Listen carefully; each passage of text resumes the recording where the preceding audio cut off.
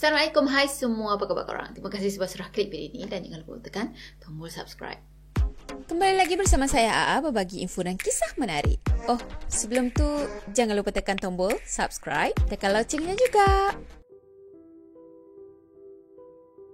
Okey, kisah seram kita pada kali ini, kita tengok tajuk ni pun dah tahu dah kan cerita ni memang seram. Yelah, biasanya kalau orang dulu dia cakap kalau perempuan yang mati beranak ni, lepas dia mati je dia akan jadi huntu pon. dah makin pelik dah kita punya bahasa ni, huntu pon. Yelah, saya cerita ni malam-malam kan. Jadi kalau nak sebut panjang-panjang tu macam agak kerik-kerik lah juga.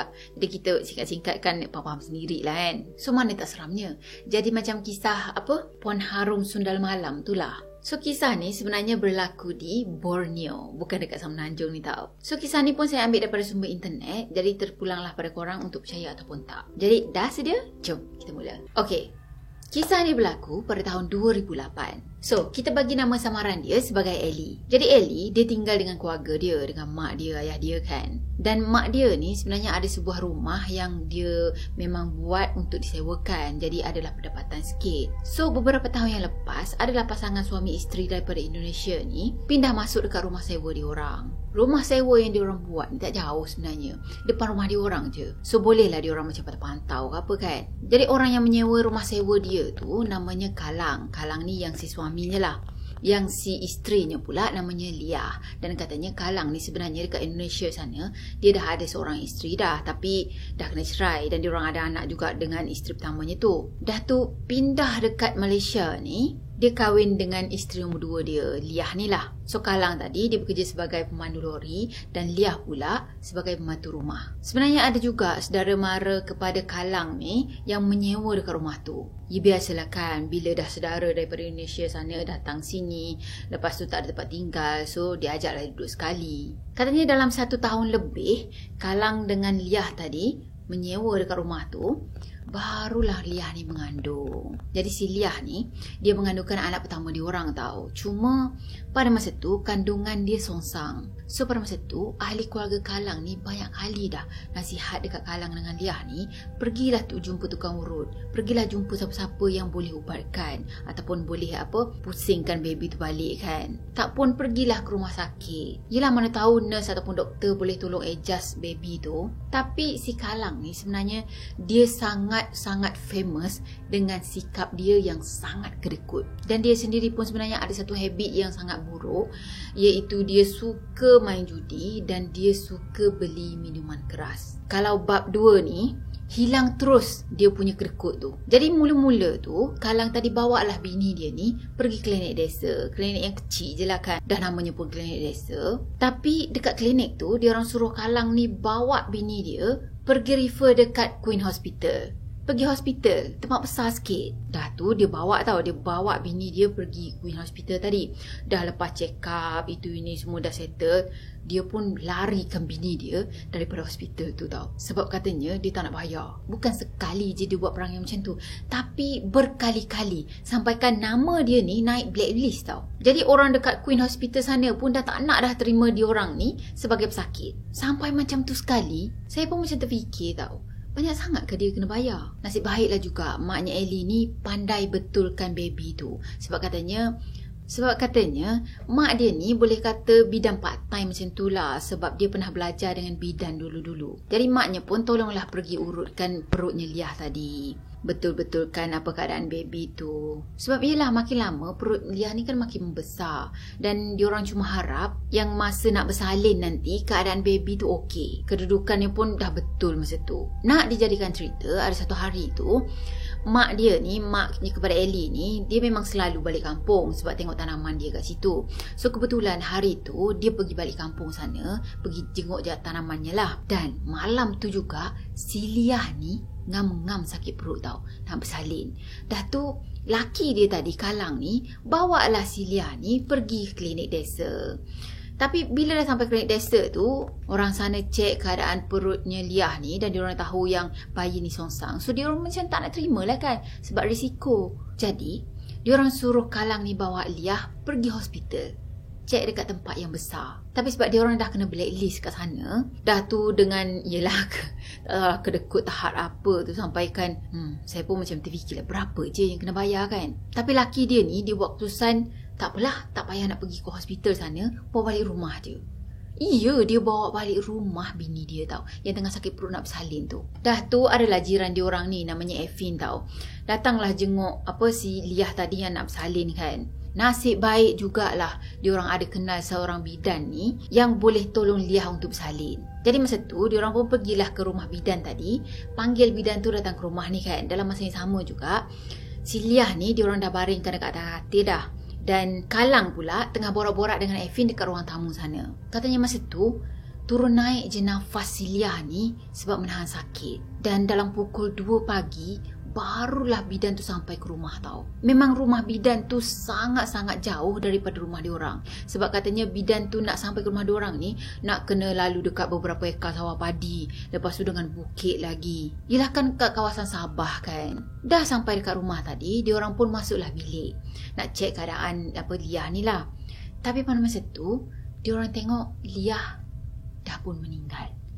Liah dah tak bernafas dah. Time tu si Ellie ni macam terkejut lah juga kan. Dia terkejut campur dengan takut sekali. Yelah itu pertama kali orang mati beranak meninggal dekat rumah dia. Sebenarnya bukan rumah dia yang tinggal tu, tapi rumah sewa dia. Ia kan rumah dia juga. Pagi-pagi hari lagi, keadaan rumah tu macam suram je. Katanya ramai jugalah saudara mara kepada diorang ni, Kalang dan juga Liah, datang untuk melawat. Rupa-rupanya si Kalang dengan Liah ni beragama Islam. Jadi pada masa tu, kalau boleh diorang ni semua saudara mara dia lah, nak Liah dikuburkan pada hari tu juga. Dan nasib baik ada satu tempat ni yang diorang jumpa yang boleh kuburkan mayat Liah ni. So katanya diorang kuburkan mayat Liah dekat sana dengan baby yang masih lagi ada dalam perut. Petang tu, hujan turun dengan lebat sangat. Suasana pada masa tu pun macam suram je, dengan keadaan gelapnya. Dah tu Ellie tadi dengan orang yang ada kat rumah dia tu, dia cuma tengok je ikut luar jendela, ikut luar tingkap. Sebab katanya dia takut untuk pergi. Yelah walaupun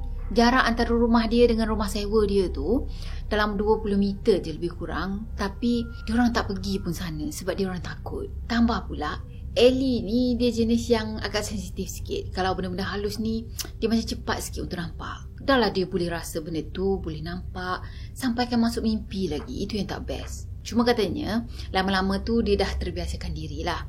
Tapi kalau nampak benda yang penampakan yang hodoh-hodoh tu, dia akan rasa takut juga. Dan keluarga dia sendiri pun dah sedia maklum dah yang si Ellie ni memang boleh nampak benda tu, boleh merasa benda tu, makhluk-makhluk gaib ni kan. Kadang tu dia boleh mimpi benda-benda yang akan berlaku. Dan katanya mimpi dia tu biasanya mimpi yang tak elok. Pernah tahu pada tahun 2004 dia pernah mimpi macam ni. Malam tu dia tidur, dia mimpi nenek dia datang jumpa dia. Lepas tu nenek dia bagi tahu dia macam ni, dah tak boleh nak ubah dah kalau benda tu nak kena ambil. Tapi ayat dia tu macam sedih sangat, sayu sangat tau. Dan nenek dia pun pesan, kamu sembayanglah. Jadi dalam mimpi dia tu pun dia sembayang. Dia sembayang sampai-sampai dia nangis. Tapi pada masa tu dia tak tahu pun kenapa dia rasa sedih, dia rasa nak menangis kan. Dan bangun-bangun tidur je memang dia menangis betul. Jadi pagi tu dalam pukul 9 pagi dia orang nak bersarapan kan. Katanya masa tu dia bersarapan dengan kakak dia. Dan masa sarapan tu dia pun ceritalah apa yang dimimpikan semalam. Dan time dia bercerita tu, dia dah rasa dah perasaan dia macam lain tau. Dia rasa macam tak sedar hati je macam tu kan. Dan tiba-tiba je dia terdengar orang berteriak. Suara orang berteriak tu daripada arah luar. So dia pun keluar lah kan. Dia tengok apa yang dah jadi. Pada masa tu dia tengok rumah sewa dia terbakar. Tambah pula pada masa tu anginnya kuat sangat. Ia kan cepat merebak. Sampaikan rumah dia yang dia duduk pada masa tu pun terkena juga. Katanya lepas kejadian tu berlaku dia rasa sedih sangat. Pernah juga dia dibagi petanda yang mengatakan datuk dia akan meninggal. Jadi datuk dia pada masa tu sebenarnya dah lumpuh. Lepas tu dia ada penyakit nyanyuk, dah tak ingat dah cucu-cucu dia ni. Dan pakcik dia lah, adik kepada mak dia yang jaga atuk dia ni dekat kampung sana. So biasanya dia orang akan balik kampung untuk jenguk atuk dia lah. Katanya kesian tengok atuk dia sakit. Yelah nak pergi tandas pun susah, nak makan pun dah tak lalu. Sampaikan dia orang selalu belikan kuih yang atuknya suka pun, itu pun tak lalu juga. Dan dia cakap dulu time atuk dia sihat, atuk dia selalu je masuk dalam hutan. Yelah pergi memburu dekat sana kan. Lepas tu banyaklah cerita yang diceritakan. Cerita seram, cerita yang dia jumpa hantu. Lepas tu jumpa dengan bunian. Jadi dia ingat lagi masa dia orang ni budak-budak, atuk dia selalu je ceritakan apa yang dah berlaku masa dia masuk hutan tu. Cerita seram-seram tau, tapi diceritakan dekat budak-budak ni semua. Jadi ada satu hari tu, dia balik kampung. On the way balik kampung ni, masa on the way tu dia tidur kan. Dan masa dia tidur tu, dia mimpi jumpa dengan nenek dia. Memang masa mimpi tu pun, Ellie ni dah tahu dah yang nenek dia dah meninggal. Dan dia tahu yang dia jumpa dengan nenek dia tu dalam mimpi. Tapi masa nenek dia hidup, nenek tu lah yang paling diorang ni sayang. Walaupun nenek dia sebenarnya kuat membebel. Jadi dalam mimpi tu, masa dia jumpa dengan nenek dia pakai kebaya colour biru. Lepas tu pakai kain sarung. Cuma muka nenek dia ni tak berapa jelas sangat dia nampak. Dah tu Ellie tadi pun tanya, bila nenek sampai? Tanya macam tu lah kan. Dah tu nenek cakap, nenek memang kat sini pun, tengah bagi makan atuk engkau ni. Nenek nak bawa atuk jalan-jalan ni. Selalu je duduk sorang-sorang. Jadi Ina tadi pun jawab lah kan. Cakap, lah, kesian atuk duduk sorang-sorang. Dah lah dia tengah sengsara dengan sakit dia lagi. Dah tu Ellie ni pun peluklah nenek dia tu kan. Dan pada masa tu nenek dia bagilah nasihat sikit. Tapi katanya dia pun dah lupa dah apa yang nenek dia cakapkan. Jadi masa dia tersedar je daripada tidur, dia terus beritahu family dia. Lepas tu dia beritahu semua family besar dia lah dekat dalam page Facebook apa.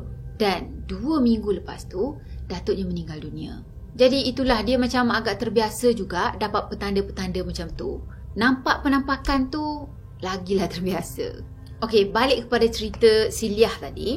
Lepas Liah dah meninggal, lepas tu dah dikebumikan. So malam pertama tu, diorang dah mengalami gangguan dah. Okey, katanya rumah Ellie ni jenis yang 2 tingkat. Cuma dekat bawah ni macam simen, dekat bahagian atas pula diorang buat kayu. Pada malam tu, tinggal dia dengan kakaknya dengan anak kakak dia yang berumur 4 tahun. Diorang bertiga je yang ada dekat rumah tu. So pada malam tu, diorang fikir, kita tidur sebilik je lah. Sebab yelah, kan ada orang baru meninggal dunia kan. Tambah pula dia mati bersalin. Jadi diorang plan nak tidur sebilik pada malam tu. So diorang pergi tidur dekat satu bilik yang ada dekat tingkat atas. Malam tu dia mimpi tau.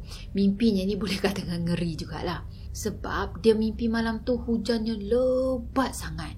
Dah tu dia nampak dekat bahagian kubur ada lubang-lubang macam itu tau. Dan tak lama lepas tu ada seorang perempuan ni merangkak keluar daripada kubur. Dia naik perlahan-lahan dengan baju dia yang pakai baju mengandung macam itu kan. Bajunya pula labuh sampai ke bawah tapi kotor sangat. Dan rambut perempuan tu menggerbang tau.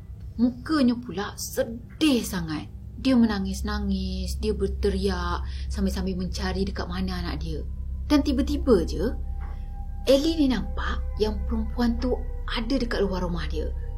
Dah tu perempuan tadi nak meluru masuk dalam rumah dia, nak ambil anak saudara dia yang umur 4 tahun tu.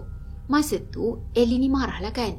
Dia marah-marah dengan benda tu, dengan makhluk tu. Sambil-sambil dia bacalah doa-doa dia. Sebab dia ni bukan beragama Islam tau. Dan katanya dia sembahyang tamaza. Saya tak pasti sangat itu agama apa. Lepas tu dia cakap dia ada baca-baca Ave Maria juga. Dan sebenarnya itu semua dalam mimpi tau. So sambil-sambil mimpi, sambil-sambil dia baca semua tu. Tak lama lepas tu dia tersedar.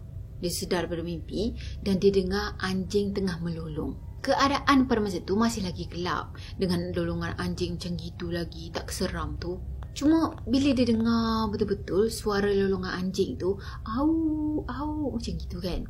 Dia macam boleh terdengar terselit suara orang juga tau. Masa tu dia pun tengok ke arah jam. Baru pukul 3 pagi. Dan tak lama lepas tu dia dengar pula ada kereta hon-hon dekat depan rumah dia. Sebab katanya depan rumah dia ni ada jalan raya. Jadi macam tak heran lah kan kalau ada kereta yang hon-hon.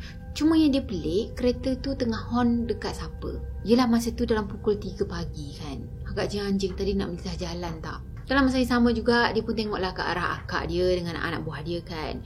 Masa tu dia tengok dia orang dua ni tidur nyenyak je. Dia je lah yang tersedar pada masa tu. Dan lolongan anjing tadi tak berhenti kat situ tau. Duk melolong je sepanjang malam tu, sepanjang pagi tu kan. Dah tu dia dengar bunyinya tu Makin lama makin dekat. Makin lama makin dekat. Sampaikan suara lolongan anjing tu bergema dekat dengan dia. Dan tiba-tiba je, dia tercium bawahannya darah. So apa lagi, masa tu dia ambil bantal, dia tutup muka. Katanya susah jugalah nak bernafas bila dah tutup muka kan. Tapi dia paksa juga mata dia ni untuk tidur. Dan lama kelamaan, dia tertidur. To be continue. Bukan the end tau. Cerita ni ada beberapa part. Sebenarnya saya akan buat beberapa part. Yelah, adalah sikit kan cerita yang nak di-post. Lepas tu kerap lah sikit kita post lepas ni, insyaAllah. Kalau tak ada halangan, insyaAllah lah. Okeylah, saya rasa sampai dari sini untuk video kali ni. Kita akan sambung cerita ni dalam video yang lain. Jangan lupa untuk tunggu video tu. Dan yelah, macam biasa, kalau korang suka video ni, jangan lupa tekan tombol like, comment, share dan jangan subscribe. Jumpa lagi next video. Bye-bye. Assalamualaikum warahmatullahi wabarakatuh. Bye.